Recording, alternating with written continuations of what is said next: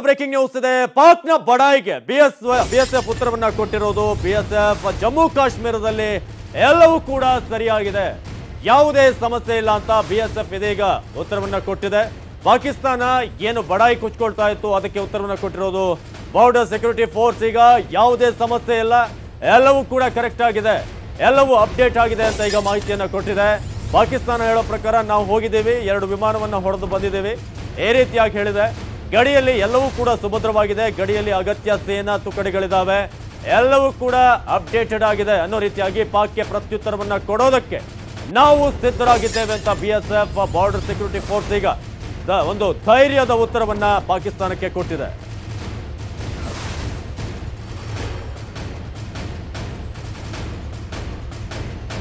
ಇದೀಗ ಕ್ಯಾಪ್ಟನ್ ಸದಾಶಿವ ಬಡಿಗೇರ್ ನಮ್ಮ ಜೊತೆ ದೂರವಾಣಿ ಸಂಪರ್ಕದಲ್ಲಿದ್ದಾರೆ. ನಮಸ್ತೆ ಸರ್. ನಮಸ್ತೆ ಸರ್. ಈಗ ಲೇಟೆಸ್ಟ್ ಆಗಿ ಬರ್ತಿರುವಂತ ಅಪ್ಡೇಟ್ ಏನಂದ್ರೆ F-16 ವಿಮಾನವನ್ನ ಈಗ ಸುಖೋಯ್ 30 ಈಗಾಗಲೇ ಹೊಡೆದು ಉರುಳಿಸಿದೆ ಅನ್ನೋದು. ಈ ಒಂದು ಆಪರೇಷನ್ ಬಗ್ಗೆ ಏನಂತೀರಿ ಅಂತ? ಇಲ್ಲ, ಅವರು ಸುಳ್ಳು ಹೇಳ್ತಾ ಇದ್ದಾರೆ.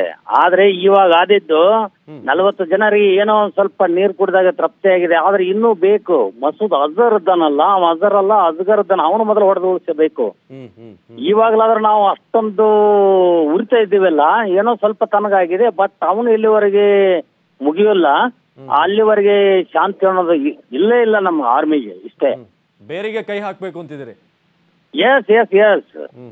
ಮೊದಲು ಅದನ್ನ ಯಾವಾಗ ಹೊಡೆದು ಉಳಿಸೋದಿಲ್ಲ ಅಲ್ಲಿವರೆಗೆ ಶಾಂತತೆ ಅನ್ನೋದು ಇಲ್ಲ ಅಂತ ನಾನು ಕಮೆಂಟ್ ಕೊಡ್ತಾ ಇದ್ದೇನೆ.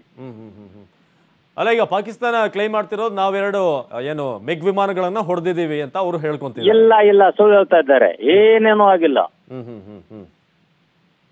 ಓಕೆ, ಈಗ ಸದ್ಯ ಏನು ಗಡಿಯಲ್ಲಿರುವಂತ ವಾತಾವರಣ ನೋಡಿದ್ರೆ ಏನಾದ್ರೂ ಯುದ್ಧ ಆಗುವಂತ ಚಾನ್ಸಸ್ ಹೆಚ್ಚಿದೆ ಅನ್ಸುತ್ತಾ ನಿಮ್ಗೆ, ಏನು ಅಂತ? ಅದು ಸಂದರ್ಭ ಬಂದ ಹಾಗೆ ಯಾವ ರೀತಿ ಯಾವಾಗ ಯಾವ ರೀತಿ ಸಂದರ್ಭ ಬರ್ತಲ್ಲ ಆ ರೀತಿ ಎಲ್ಲ ರೆಡಿ ಆಗಿರ್ತೀವಿ. ಓಕೆ, ಧನ್ಯವಾದ ಕ್ಯಾಪ್ಟನ್ ಸದಾಶಿವ ಬಡಿಗೇರ್ ಅವರು ಮಾತಾಡೋದಕ್ಕೆ. ಇದು ಸದಾಶಿವ ಬಡಿಗೇರ್ ಕ್ಯಾಪ್ಟನ್ ಅವರು ಹೇಳುವಂತ ಪ್ರಕಾರ ಇದು ಕೇವಲ ಜಸ್ಟ್ ಇಷ್ಟು ಸಾಲೋದಿಲ್ಲ, ಇನ್ನಷ್ಟು ಬೇಕಾಗಿದೆ. ಅದರಲ್ಲೂ ಏನು ಜೈಷ್ ಎ ಮೊಹಮ್ಮದ್ನ ಏನು ಸಂಸ್ಥಾಪಕ ಇದ್ದಾನೆ, ಮುಖ್ಯಸ್ಥ ಮೌಲಾನಾ ಮಸೂದ್ ಅಜರ್, ಆತನನ್ನ ಮೊದಲು ಹೊಡಿಬೇಕು, ಆಗ್ಲೇ ಈ ಸಮಸ್ಯೆಗೆ ಪರಿಹಾರ ಅನ್ನೋದು. ಯಾಕಂದ್ರೆ ಇದೆಲ್ಲದರ ಒಂದು ಸೂತ್ರಧಾರಿ ಆತ, ಇವರೆಲ್ಲ ಯಾರು ಅಲೀಮ್ ಎಲ್ಲ ಇರುವಂತವರು ಪಾತ್ರಧಾರಿಗಳು ಅನ್ನೋದು.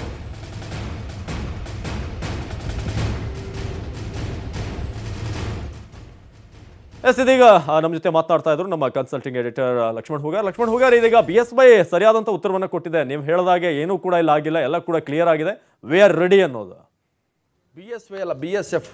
ಸೊ ಇವತ್ತು ಭಾರತೀಯ ಗಡಿ ಭದ್ರತಾ ಪಡೆ ಏನಿದೆ, ನಾವು ಅಲರ್ಟ್ ಆಗಿದ್ದೀವಿ ಅಂತಂದ್ರೆ ಯಾವತ್ತೂ ಒಂದು ದೇಶ ತನ್ನ ಗಡಿಯಲ್ಲಿ ಅಲರ್ಟ್ ಆಗಿರಲೇಬೇಕಾಗುತ್ತೆ. ಅದು ಪಾಕಿಸ್ತಾನ ಇರ್ಬೋದು, ಚೀನಾ ಇರ್ಬೋದು, ಭಾರತ ಇರ್ಬೋದು. ಹಾಗೆ ತನ್ನ ದೇಶದ ಗಡಿಯನ್ನು ರಕ್ಷಣೆ ಮಾಡ್ತಕ್ಕಂಥ ಯಾವೆಲ್ಲ ಸೇನಾ ಪಡೆಗಳಿದಾವೆ, ಅದು CRPF ಇರ್ಬೋದು, BSF ಇರ್ಬೋದು, ಆರ್ಮಿ ಇರ್ಬೋದು, ಬೇರೆ ಬೇರೆ ಹಂತದ ಅನೇಕ ರಕ್ಷಣಾ ತಂಡಗಳಿದಾವೆ, ಪಡೆಗಳಿದಾವೆ, ಅದು ಅಲರ್ಟ್ ಆಗಿದೆ. ಮತ್ತು ಈಗಾಗಲೇ ಸರ್ಕಾರ ಬಹಳ ಸ್ಪಷ್ಟವಾಗಿ ಹೇಳಿದೆ.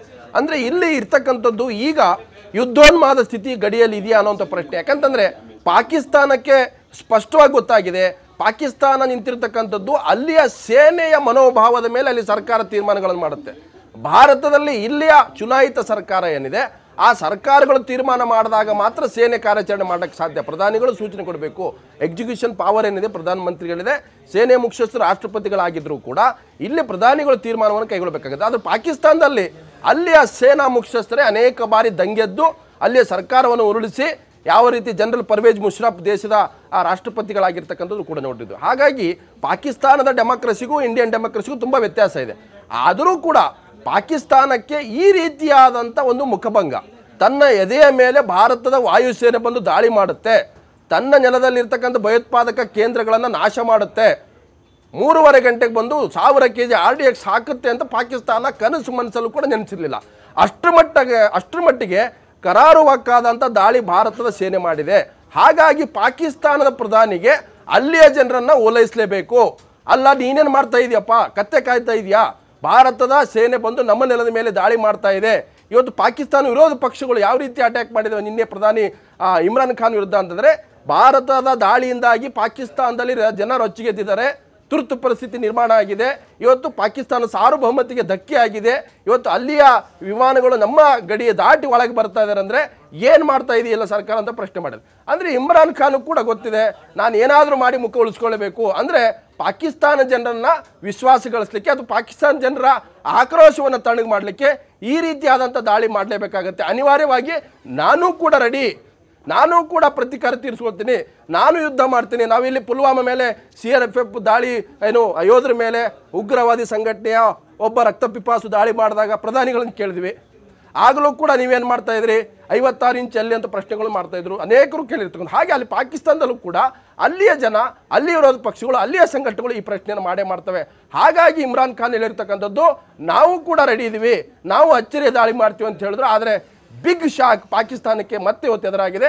F-16 ಯುದ್ಧವಿಮಾನವನ್ನು ಭಾರತ ಒಡೆದುಳಿಸಿದೆ, ಮತ್ತೆ BSF ರೆಡಿ ಇದೆ, ಎಲ್ಲ ರೀತಿಯ ಏನು ಸಿದ್ಧತೆಯನ್ನು ಭಾರತ ಸರ್ಕಾರ ಮಾಡಿಕೊಂಡಿದೆ. ಹಾಗಾಗಿ ಇಲ್ಲಿ ಭಾರತದ ಜೊತೆಗೆ ಯುದ್ಧಕ್ಕೆ ಇಳಿಬೇಕಾದ್ರೆ ಪಾಕಿಸ್ತಾನ 1000 ಬಾರಿ ಯೋಚನೆ ಮಾಡಬೇಕು. ಯಾಕಂತಂದರೆ ಯುದ್ಧ ಯಾವತ್ತೂ ಕೂಡ ನಿಜವಾದಂಥ ಅದು ಏನಂದರೆ ಸಾಮಾನ್ಯ ಜನರಿಗೆ, ಭಾರತ ಜನ ಇರ್ಬೋದು, ಪಾಕಿಸ್ತಾನ ಜನರಿಗೆ ಅದು ಯಾವತ್ತೂ ಕೂಡ ಒಳ್ಳೆಯದಾಗಲ್ಲ. ಆದರೆ ಕಾಲು ಕೆದರಿ ಬಂದಾಗ, ಸಾಮಾನ್ಯ ಜನರ ಮೇಲೆ ಅಟ್ಯಾಕ್ ಮಾಡಿದಾಗ ಯಾವುದೇ ಒಂದು ರಾಷ್ಟ್ರ ತನ್ನ ಸಾರ್ವಭೌಮತೆಯನ್ನು ಉಳಿಸ್ಕೊಳ್ಳಿಕ್ಕೆ ತನ್ನದೇ ಆದಂಥ ಯುದ್ಧವನ್ನು ಅಥವಾ ತನ್ನದೇ ಆದಂಥ ಪ್ರತೀಕಾರವನ್ನು ಮಾಡಬೇಕಾಗತ್ತೆ. ಆದರೆ ಯುದ್ಧ ಕೊನೆಯ ಅಸ್ತ್ರ ಆಗುತ್ತೆ. ಅವಿನಾಶ್.